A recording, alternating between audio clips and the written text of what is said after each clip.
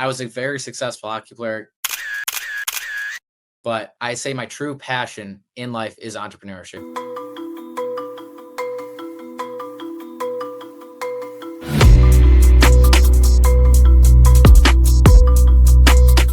Hey, Colin, give us a quick background on making the transition from athlete to entrepreneur. Yeah, so I was a hockey player my entire life. I grew up in Buffalo, New York, and went to college. I was a Division One athlete in Ivy League school. I went to Dartmouth College, so it was a lot of academic responsibility, a lot of athletic responsibility. I was able to start a company while in college. My junior year, I started Greenbox Storage, and yeah, that's the quick background. So I kind of after graduation, I made the transition. My priority changed from hockey to becoming a full-time entrepreneur, and I ended up turning Greenbox Storage into a fully remote company as well. So yeah, happy to dive in and answer any questions you have. Awesome. So, what are some similarities that you've seen between being an athlete and running a business? Teamwork. Teamwork is the number one theme.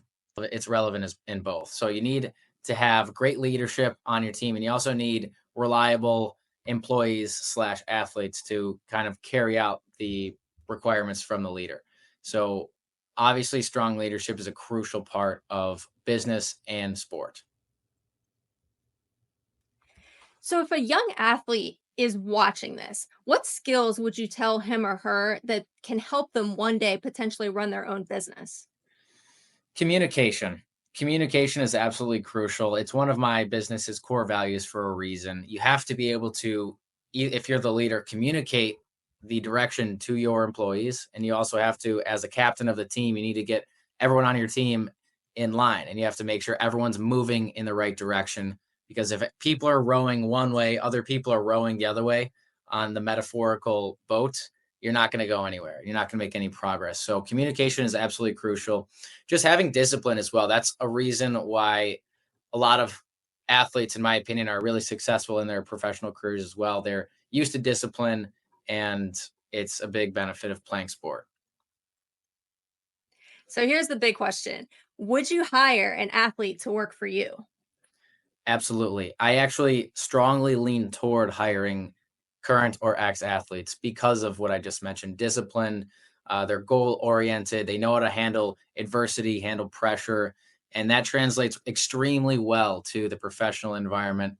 At Greenbox Storage, we hire college students as interns to launch branches of my company at their school. So, actually, current athletes. So, I've hired a lot of soccer players, football players, hockey players, all great team sports, and they've performed extremely well on the job. And also post graduation as well, I've hired a few. Awesome. That's great that you can bring people in, especially with you having that same background. So, in both sports and business, we know that teamwork is crucial. So, how has your understanding of team dynamics as an athlete influenced the way that you build and lead your team? I would say you have to know your role. Each team and each company has different roles, right? So are you the manager? Are you the specialist who's carrying out the action for the end goal for the customer? Are you scoring goals? Are you making plays? Are you passing the puck? Are you playing defense? Each person has a specific role in an organization and you need to know what it is. And not everyone can do the same thing, right? So know your role, and that's leadership's responsibility to explain to you what your role is. My last question for today. How do you keep your competitive drive alive now that you've transitioned from sports to business? And what keeps you motivated? My competitive drive alive. That's an interesting question. I would say I have just absolutely love entrepreneurship. I was a very successful hockey player, but I say my true passion in life is entrepreneurship. It's creating and building businesses. It's leading successful teams. That's my true passion. So I don't need to force my to keep my competitive drive alive because it's just in my blood.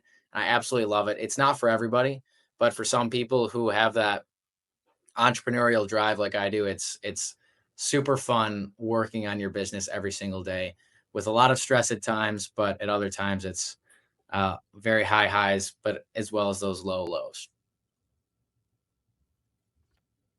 All right. Well, that wraps up today's conversation with Colin.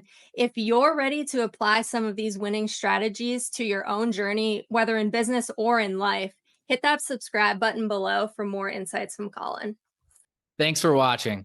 If you found value in this video, click subscribe below for more business content just like this.